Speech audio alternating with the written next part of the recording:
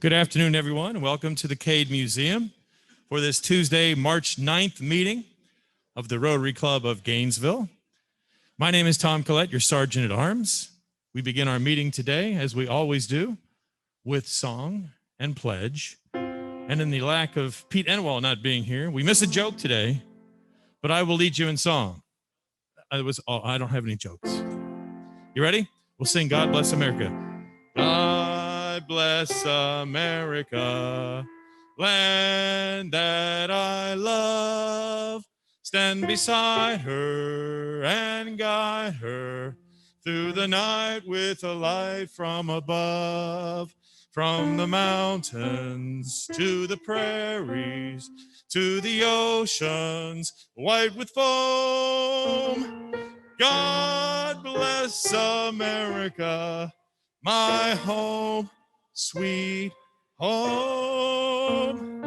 God bless America, my home, sweet home. Now join me in our pledge. I pledge allegiance to the flag of the United States of America and to the republic for which it stands, one nation under God, indivisible, with liberty and justice for all. Now, please remain standing for our invocation delivered via Zoom. And Ian, give me a moment to unmute your microphone by Ian Fletcher.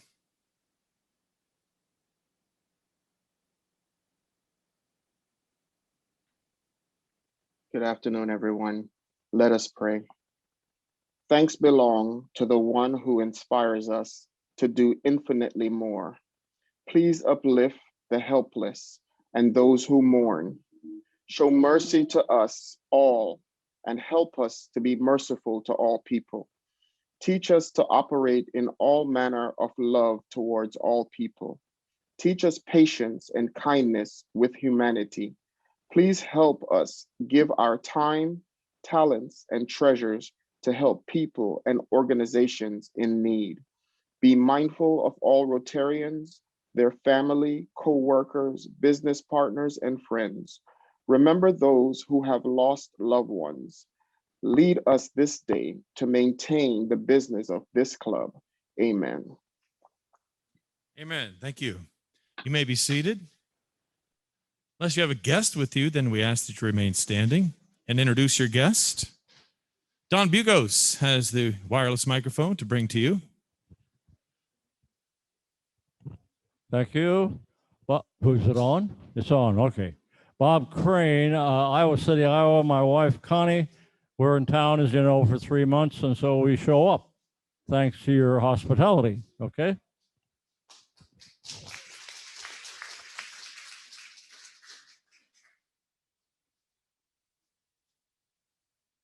Thank you very much. One thing, order of business, forgot to do. If you're watching this after the fact, our meeting after the fact on YouTube, please send us an email to info@rotarygainesville.org. Thank you. Now we have an announcement, and to do that via Zoom, TJ Pichet.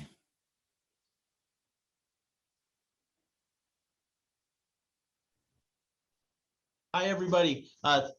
This weekend, or this past weekend, we had an excellent time at our vaccine walk. It was the second one we did. We were in both East Gainesville and Newberry. We got about 20 additional people signed up for the vaccine. A big thank you to Nancy Hart for being there and leading or co-leading this effort. In addition to that, we're going to be in Hawthorne this weekend. At noon, we'll meet at City Hall there. We're trying to hit many of the rural areas because we understand that those areas may not have the same access that places like Gainesville do. So we're trying to spread a little bit of confidence to folks who live out there, get them a little bit of information that they may not otherwise have. Beyond that, we are going to be at Catholic Charities tomorrow at 9:30. So if you're interested in coming and helping out for an hour, we'd love to have you. It's a quick time. The folks who have gone have all said that they enjoy being there. So if you're interested, you'll get an email from me after this meeting. And then next Saturday, the 20th, we have a tour of Cuskawilla Park as one of our fun and fellowship tours. That's going to take place at 9:30 in the morning at Cuskawilla, which is the old Camp McConnell. So if you're interested in coming, you'll get another email related to that. And we'd love to see you. We've been having a good time doing all those things, and we'd love to see more folks out there. So thank you, everybody.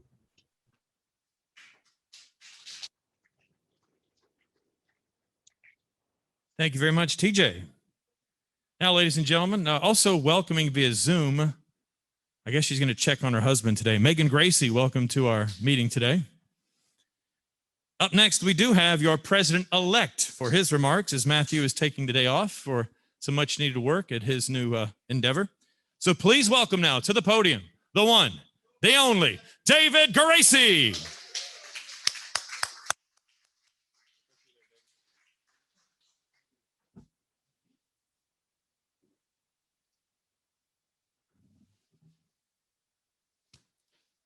Thanks, Tom. I am really just genuinely excited to be up here, folks. I'll tell you, I prepared a few little remarks I want to make, but I want to just kind of start by saying, you know, President Matthew asked me to step in for him today, and we should be aware that this is the first meeting President Matthew has missed. That's pretty impressive, pretty good. So anyway, I'll tell you, the reason I'm kind of excited, and I guess it just worked out kind of gracefully that President Matthew asked me to come up today, is that I have just completed on Saturday what all the past presidents know very intimately, and that's the Florida Rotary President-Elect's training. This is typically just a weekend deal, but with the pandemic, of course, it's a little different. This year, we did it over an interesting 3-week period where we had just some really impressive, folks really high up in Rotary International speaking to us about some really cool stuff. And then we also had these breakout sessions. So this is kind of relevant. So I want to just kind of tell you a little bit about my experience. So, the opportunity to hear from these, like I said, impressive speakers was really just that, impressive. One of the speakers was Shekhar Mehta, who happens to be our incoming Rotary International president, the president-elect. And he shared with us the new Rotary theme in the upcoming year, and that is serve to change lives. I thought that was pretty cool. We don't need to get into that, but I think that's a pretty neat theme. We've got several months of this year that we want to finish strong, but it'll be fun to look forward to that theme. Another cool speaker I wanted to mention specifically was Jennifer Jones, who is the first woman Rotary International president nominee. So if you get this, she's coming up. Her presidency will be in a couple of years. And I'll tell you, she just kind of talked about, how hard it's been for all of our clubs navigating through the pandemic. Obviously, we're not the only ones that have had to do stuff. I don't think many other clubs had the gumption to change venues during this thing and to successfully do it. But, all the clubs have been kind of going through the same type of stuff. And I thought what was neat with Jennifer Jones, Miss Jones, she kind of likened the opportunity we have as clubs coming out of the pandemic to kind of that of and pardon me here, I just thought this was cool, and I hadn't heard it. She likened it to a monarch butterfly emerging from a cocoon. So it's almost like a rebirth even. I genuinely think we've got some great opportunities coming forward here, and I just want to encourage everyone to try to buy into that with me. The last thing I'll comment on was kind of the favorite part of mine with the president's-elect training, and that was the breakout sessions. We would have these Zoom meetings with about 25 of us, and we just kind of talk just candidly about our clubs and each of our respective local clubs, how we've navigated the pandemic and specifically the lockdown, really how that's affected our clubs and what we've done to, well, really to endure it. And, you know, I'll say, you know, under President Matthews' really good leadership, we've done some cool stuff. This was a part I just couldn't wait to kind of tell you guys about when all these other president-elects are talking about, you know, the challenges of Zoom and camera and having to use the Sergeant at Arms iPhone to broadcast the Zoom. I'm thinking, wow, we kind of do it a little differently. You know, we did not miss a beat a year ago when things kind of got serious that Friday. There was a group of us that met over at the Safety Council and we just kind of talked about what we needed to do. And thank goodness we've got some technologically able folks in our club. And I think, Wesley, we were Zooming that first Tuesday, weren't we? Yeah. So, you know, I couldn't help but have a sense of pride when I talked about this stuff. And, you know, what TJ Pache is doing right now, other clubs aren't doing that, guys. Everyone else is just kind of frozen. We have kept on strong. Another story I shared that I think my fellow participants could kind of sense it in my voice that I was saying this very pridefully was, again, going back not quite a year, but when the pandemic was really here and we were all kind of wondering what's going on and what is our club going to look like? We're going to lose members. What are members going to do? Well, the board, and this I'll credit Naomi Williams for kind of coming up with the idea and quite frankly implementing it. We put together a phone tree, and so we made sure every single member was contacted either by phone, or if you heard from me, it might have been through text, but we made sure everyone was doing okay. And we let everyone know that this is a cohesive club, that we're not going to let this pandemic slow us down. So I'm going to get out of the way. We've got a great speaker today, but my bottom line point is that this is an awesome, strong is the word. It's a strong club, and we've got a great future. Rotary International looks great, and this Rotary Club of Gainesville looks great. So I'm going to ask Jenny Van Hart to introduce our fantastic speaker, Jenny Van Hart, who is participating with me this past few weeks in this effort, the president-elect stuff. Thanks, Jenny.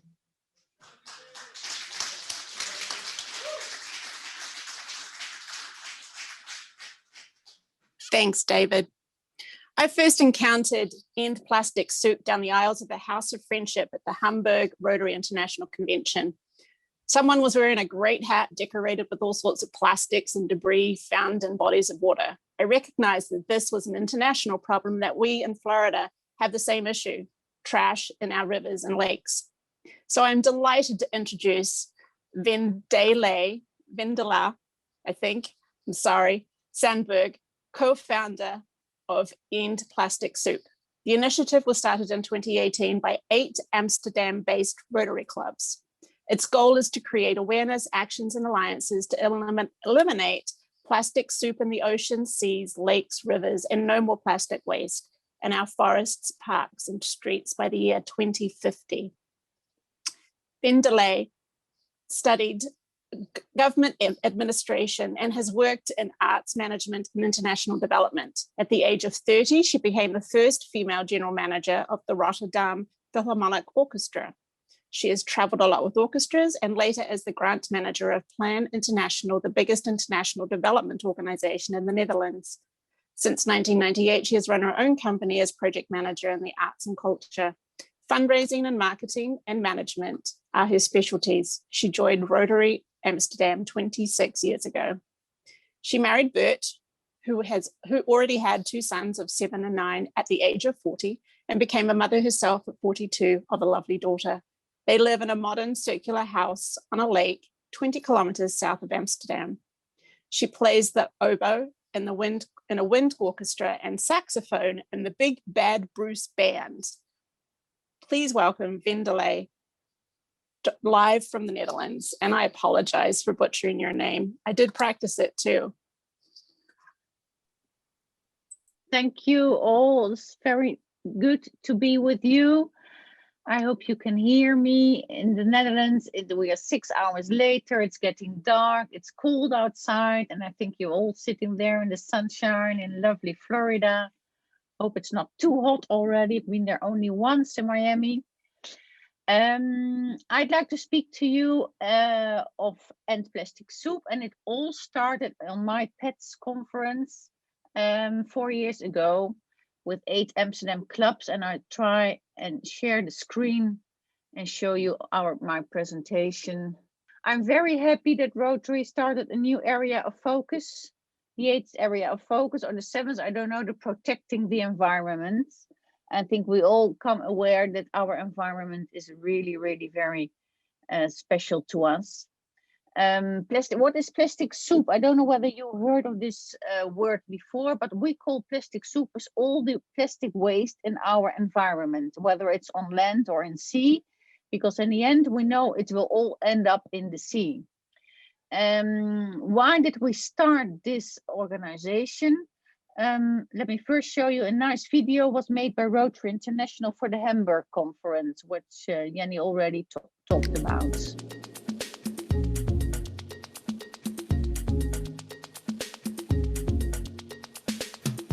Today we went plastic soup fishing to try to clean up the canals here in Amsterdam. It starts in the canals, it starts in the parks, it starts on the street. And if we clean it up, that will be the first step to create awareness. Plastic pollution is a globally issue and it's growing. Today we produce 1,275 kilos per person on the world, but it will not go away unless we try and clean it up, and I think we can do that. We know plastic will never go away by itself, and with lots of Rotary clubs and Rotary actors all over the Netherlands and Europe, we try to raise awareness to avoid getting too much plastic in nature.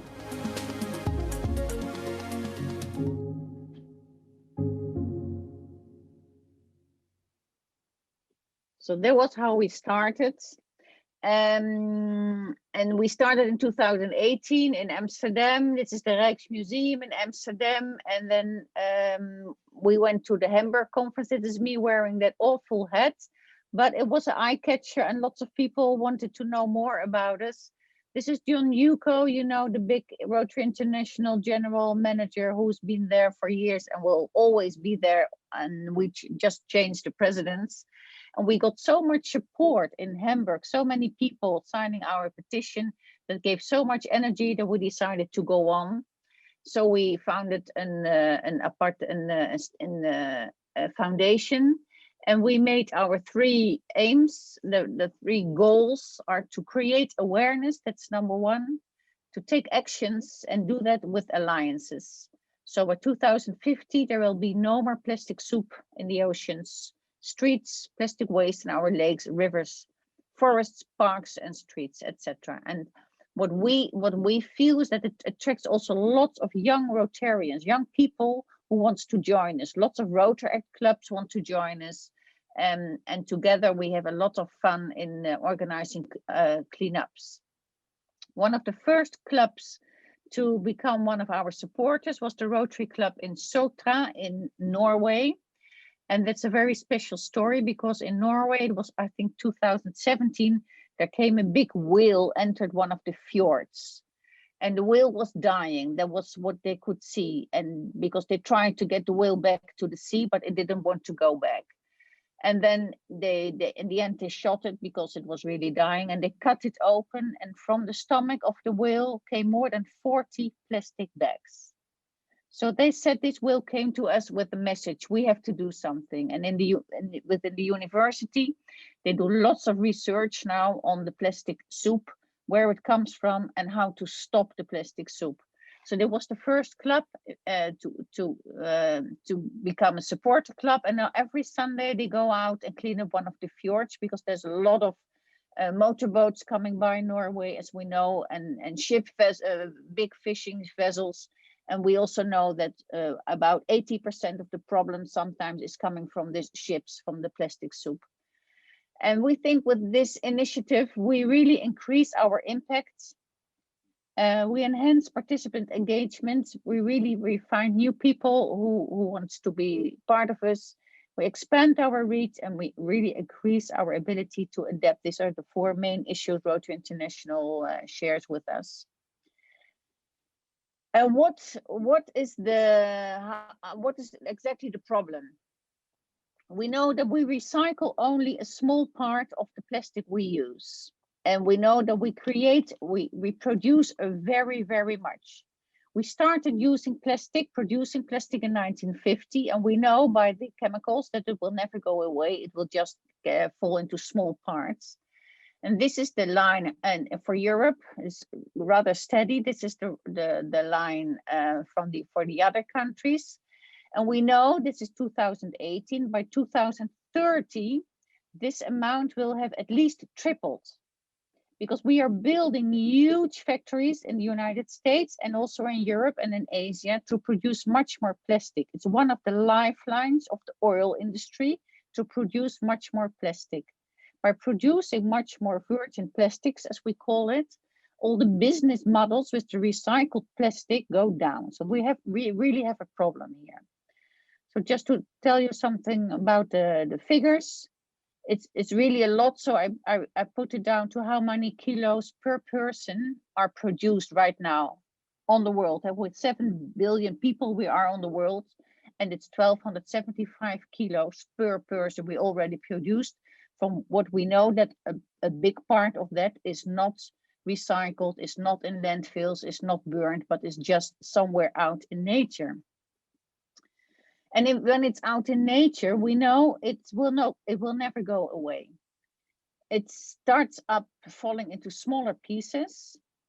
And in the end, the smaller pieces enter our plankton. We call this the microbeads. And as the fishes we also eat the plankton, the plastic is now coming in our food chain as well, in our bodies, not only in the ecosystem, but also in our bodies. And as also we know that plankton in the seas is very important for the CO2 absorption. As the plankton is dying and the seas get more sour, it's also a problem for our oxygen. So we have to do something about it. You can read it in the scientific articles. So where is the biggest garbage patches of the plastic soup? It's here in your nice seas at the other side of the United States, between Hawaii and California is the biggest one. It's really big. It's 2 times Texas, and we only see 6% of it. Most of it is already sunk to the bottom of the sea. But every day we produce millions and millions of pieces who enter the sea. So we have to do something to stop that entering the sea. That's one part of the problem. And that's this. We awarded Boyan Slat. He's a Dutchman, a young scientist, with the Leonardo da Vinci Award, with lots of European Rotary clubs. And he made this scheme, this model. These are the 1,000 rivers causing 80% of the plastic pollution. And the biggest problem is in Asia and in the Philippines and Indonesia. We are doing okay here in America and in Europe, but we have a big problem with microbeads. I come to that later. And this Boyan Slat, he also is inventing something to stop getting too much plastic to the oceans. So what we try is to raise awareness with lots of Rotary clubs, work together.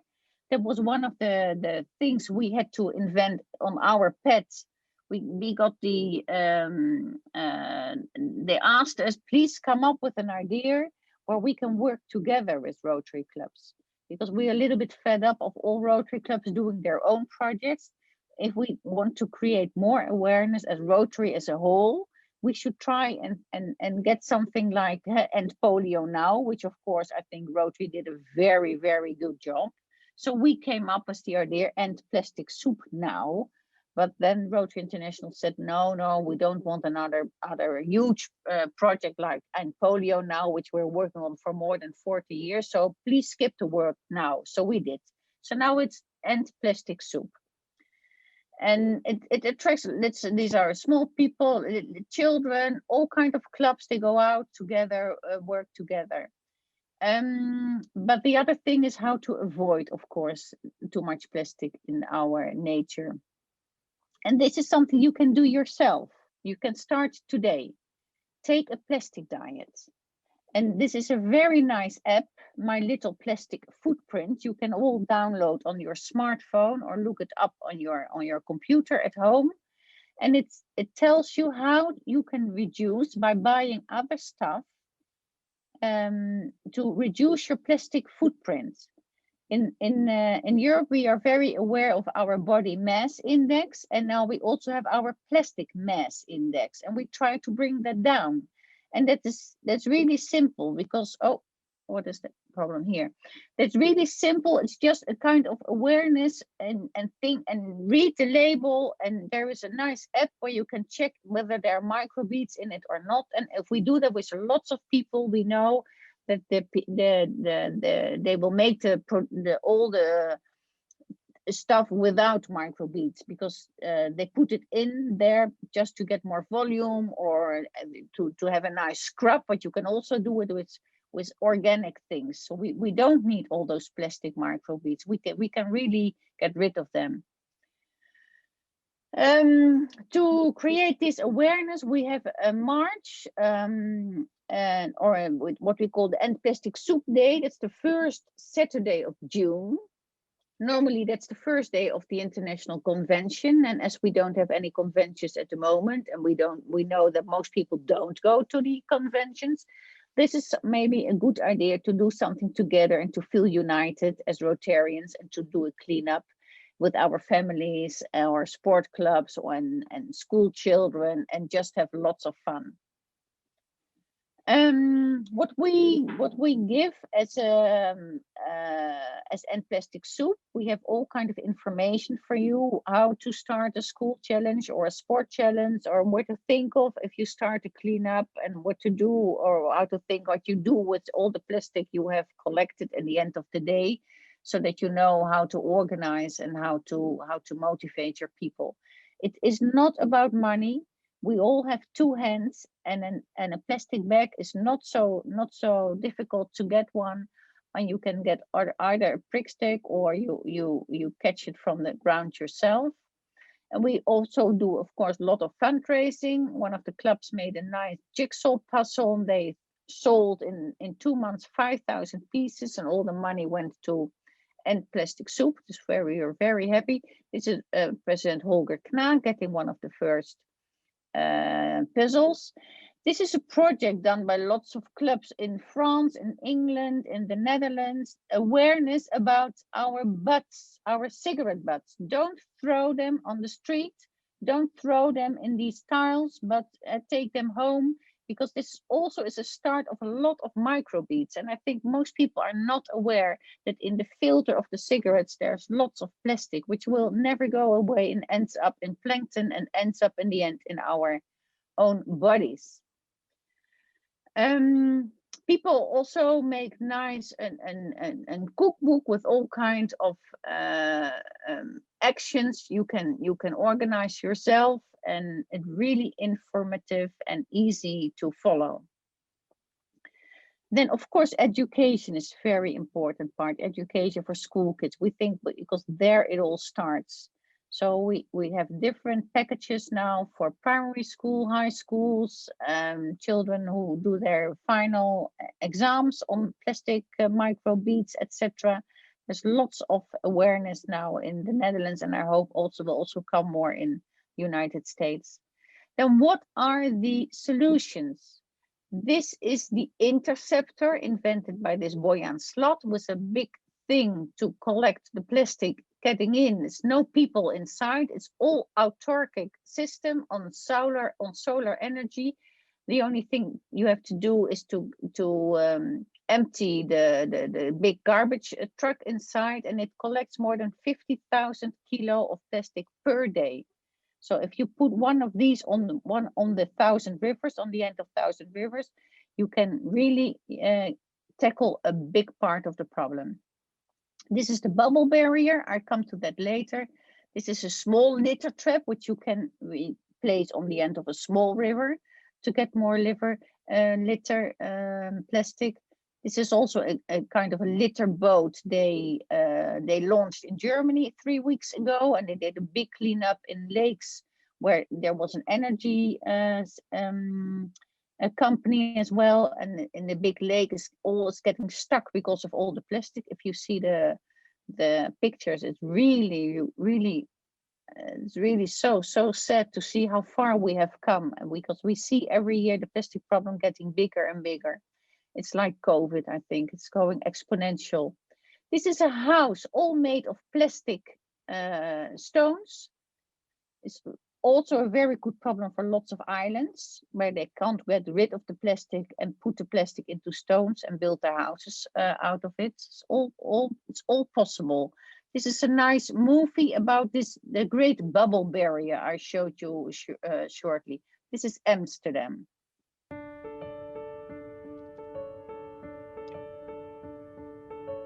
Plastic is in Amsterdam een probleem om meerdere redenen. We zijn werelderfgoedstad, het is niet goed voor de eco. En naast dat het voor de grachten zelf niet goed is, het is wereldwijd een probleem. Dat weten we allemaal inmiddels. En daar waar wij het in Amsterdam kunnen opvangen, het plastic, komt het wereldwijd niet in zee terecht. Ook al zijn we maar heel klein als stad, alle kleine beetjes helpen. We werken samen met Waternet aan het drijfvuilvissen. En om dat ook voor elkaar te krijgen is het zo dat de 4 drijfvuilvisboten van Waternet elke dag in Amsterdam bezig zijn. En die halen maar liefst 3500 kilo afval per dag op. The bubble barrier is an air bubble curtain, and we create that by placing a tube on the bottom of the river, and through a lot of tiny holes in the tube we then pump air through it, and the rising air bubbles create the bubble barrier. The air bubbles bring plastic which is drifting underwater to the surface, and then at the surface, together with the natural flow of the river, it will be guided to the side and into our catchment system. This first bubble barrier means for us that we can stop any trash which is entering the city, doesn't flow out further to the North Sea, but also for us personally it means that this is the first step to bring it to the world and to hopefully stop plastic in rivers worldwide. Wij willen de bubble barrier straks in meerdere plekken van Amsterdam neerleggen als blijkt dat het op deze eerste plek een succes is. En wie weet wat na Amsterdam nog meer volgt, want wij geloven in dit initiatief.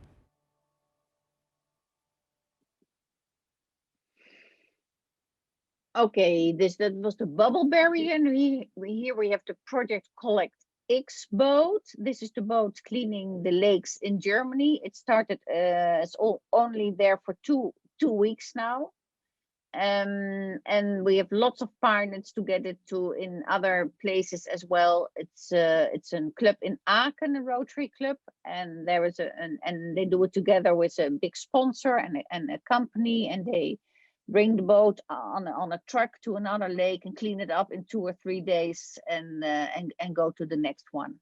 It's a very lovely project.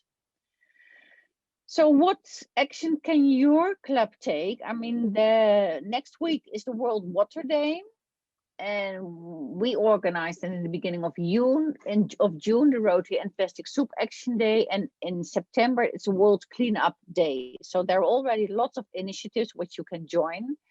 And what we think is the fun of it, to do it with more Rotary clubs and take a lake or take a forest somewhere and all start at one end and work all to the center, have a nice picnic in the afternoon. You can all do it corona proof.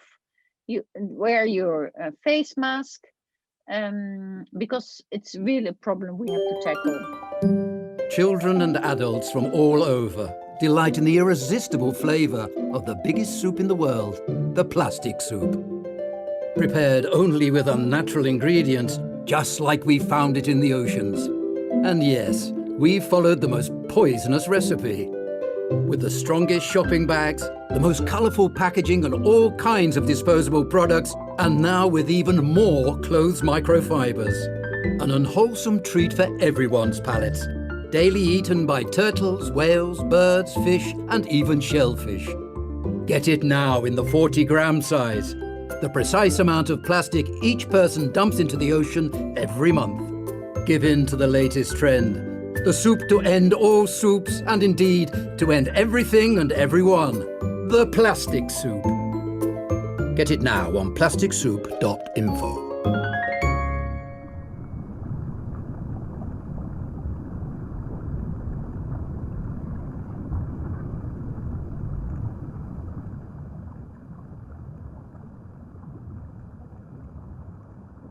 Yes, it's a real nice app, and I would love you to download it and do it with your children and grandchildren, because it's really fun and it gives so much good information. And you can start today. And we would love you, of course, to also, if your club becomes a supporter club of the our EndPlasticSoup, and we give you all kinds of materials to brand your action locally, and to go to the press, and maybe get more or younger members as well, and also have fun. So we have supporter clubs, and we also have ambassador clubs, and from ambassador clubs they represent us in their district. And we also hope that in the future we will be present on all the district conferences, to have workshops, and either be part of ESRAG or of the water focus, or the environment. Plastic is also in peace involved. It is in sanitation. It's a problem which has so much influence in the future years, and we really have to be aware of that and do something about it. Of course, Corona also is a problem, and we produced extra more plastic to be hygienic, but we have to be aware that we don't leave the plastic in the environment. And the problem is that we in the Netherlands, we have a very good waste management system, and we collect our plastic separately, and it goes to another waste industry. But we also sell a lot of plastics in countries where there is no waste management at all, and they just get rid of their plastic and throw it in the river, and then it's gone. And because they don't see it, they think it's gone, but we know it will not go away, never. So, and I think as Rotary clubs, as we have so many clubs and so many Rotarians, that would be a nice thing to work on. Thank you very much for your attention, and I'd love to hear whether there are questions. Very well. If anyone has a question here at the Cade Museum today, Don Bugos has that wireless mic. Please raise your hand and Don will bring the mic to you. If you're online, please type your question into the chat. We don't have any questions there yet. What is the #1 country in the world in terms of recycling plastic, if you have that information? I don't know #1 country, because I think we did a good job in the Netherlands. We have very good waste technology. But now reporters found out 3 weeks ago that we sent our plastic, first we sent it to China, and then they said they closed the borders for our plastic. And then we said, okay, we recycled it and we send it to Indonesia. And now we found out that it's not going to Indonesia. It's not being recycled. It's just dropped over somewhere. And we think we work with contractors who recycle the plastic. And then if you follow plastic with a GPS, we find out it's not recycled at all. It's just put somewhere in a landfill in an island where there's already a lot of big problems. So I think we do a little bit like this in the world with the plastic. I can't tell you which country does the best. If I missed it during the presentation, and I just lost my train of thought because I'm looking at a question here, but I got that thought back. Partnerships, private and public, are there public entities, government entities that are partnering with Rotary to help facilitate the reduction of plastic? Yeah, well, we're partnering with lots of partners, and in the Netherlands we have the Plastic Pact now, which is signed last year, and we also are going to have now deposit money on the small plastic bottles, And the industry has been talking about that for more than 20 years.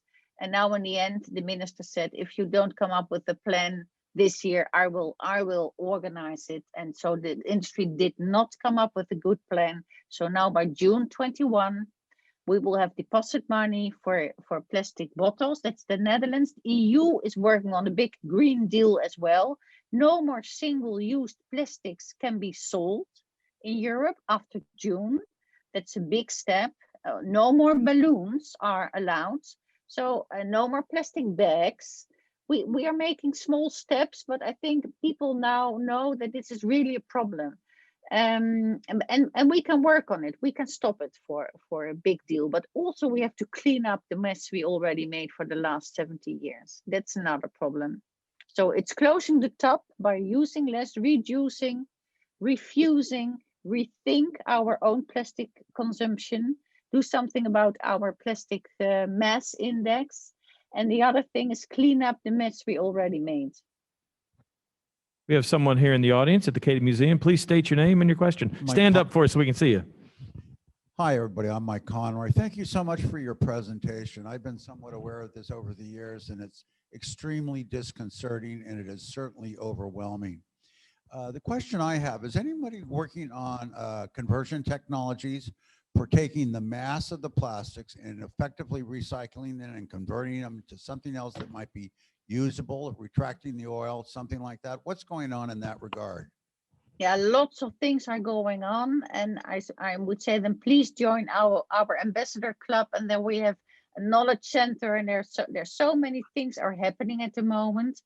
I show you some of the solutions. That is that the plastic is taken for houses. The houses really all built out of recycled plastic. Lots of possible, but we produce too many different types of plastic. That's one of the problems. And not all the plastics can be recycled, and they have to be separated. So that's a kind of a technical problem, but the machines are getting better every month, I think. And I think also lots of governments want to invest, because nothing is so dirty as the beaches in Bali or Manila, Cairo. We work with lots of clubs over there. And I think all the governments know that we have to solve the problem. So it's closing the tube, and making different, smaller, producing less plastic and less different types of plastic. Next question comes online from Rogers Bartley. We were recently told that plastic recycling is not cost effective, and then that market for recycled plastic has dried up. Is that an issue in Europe? Yes, it is. That's what I said, because the plastic, the oil companies are making companies and are going to produce 3 or 4 or 5 times more plastic the coming 10 years. That's a real problem. So either we have to subsidize, I think, the recycled plastic, but I mean, everybody can see the problem. So it's insane to produce much more plastic if there's not a plan to recycle it. And that's all about awareness, I think. So our main goal is awareness, that we are all aware and that we talk to other companies, and that we talk to our local governments, and that we go on the street and we show people, because also lots of plastic end up in nature because we lose it. And well, we know what the effect will be, because I live in nature here, and I see that the swans are building their nests out of plastic they collect, and they feed it to their babies. I see it with my own eyes. Ed, Ellett, I've had some fun involvement with an organization that may spark some ideas for some folks. It's called the Florida Coastal Conservation Association. And they, one of the divisions or things they do is they have a coastal cleanup contest every year, where for folks that pick up a 5-gallon bucket of trash, take a picture of it on their CCA logo tape, and then submit it. And then at the end of the summer, they have a random draw for sponsors that donate prizes for people that are helping to clean up the Florida coast. They've even expanded it some where school children can receive work credits, or I'm not sure what the school systems encourage community project and community service with the school children. And they, Coastal Conservation will certify that they have helped gather trash.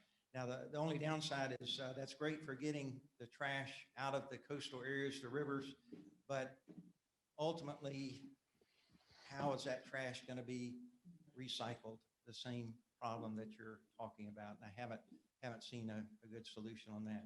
But there are a lot of groups, a lot of folks that make boats. The Pathfinder group, Coastal, make sunglasses, encourage people to be outdoors and enjoy the environment, that are very willing to put up prizes to provide incentives for people to help improve the environment and make it last a long time. So just an idea. Thank you. Thank you, Ed. We have time for one or two more questions. From Jenny Van Hart, watching on Zoom. So many toys are made of plastic. How many Barbies have you scooped up in the canals? I didn't count them. I'm sorry. But as I said, the waste management system in the Netherlands is rather good. So we don't throw our Barbies in the canals, but it's more a kind of trash that the wind blows away, and so it's not small children don't lose a Barbie, I think, so often. It's too precious. Nancy Hart. It seems U.S. and Europe have little plastic entering the oceans compared to other places around the world. Do U.S. and European countries have better clean water policies? Yes, I think so. And we have better waste management systems, but we have big problems also with the microbeads. That's what I tried to tell you, that it may seem that we are rather clean, but if you really do investigate the quality of the water, you will find that there's a lot of microbeads in it, and that's coming because of the shampoos and the scrubs and the washing things we use, and we can easily change that behavior. So please download that app, My Little Plastic Footprint, and beat the microbeads, and become aware yourself this afternoon how you can what you can contribute to this problem. Final question. You showed the collector ships earlier. Where are they built and where are they mostly deployed now? The one is traveling now in Germany. This the smaller one, and the bigger one, the Interceptor. And please look it up on the website of the Ocean Cleanup. The Ocean Cleanup. And number 4, they have 4 interceptors now in the world, and one is in Santo Domingo, one is in Indonesia. I mean, it's all in Asia, because there the problem is really really big problem. And what we do in Egypt, in Cairo, with the Rotary Club, they saw that lots of fishers go out there on the River Nile, and they come back with less and less fish every day. But they fish a lot of plastic, and now we ask them not to throw the plastic away back in the water, but bring it ashore. And so we give them a little bit of money for the plastic they bring ashore, which also helps. And then we have to recycle it or get it away, but don't throw it away just back into the Nile, because then you don't solve the problem at all. And they understand it, and they have fun in it, and now they catch more plastic than fish. Ladies and gentlemen, please a nice round of applause for our presenter today from the Netherlands, Wendela Sandberg. Thank you. Thank you, Wendela, for a truly informative and I'd say even alarming presentation. A lot of data in there that I think you're actually speaking to probably a group that's relatively environmentally aware. We've got fisherman Ed Ellett, we've got surfer Jeff Montgomery, and a lot of other folks that enjoy the environment.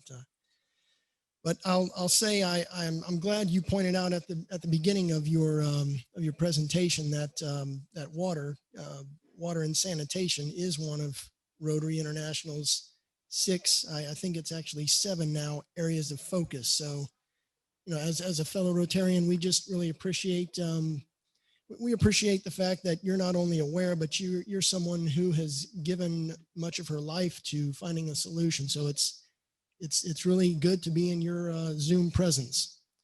And we have we've got a Rotary coin, just a little token of our appreciation that we're going to get to you via mail. It has the current Rotary motto, which is Rotary opens opportunities. And this has been a great opportunity for me to learn something. So thank you again very much for being with us in a 6-hour different time zone, Wendela. No problem. Thank you. It was a pleasure. Thank you.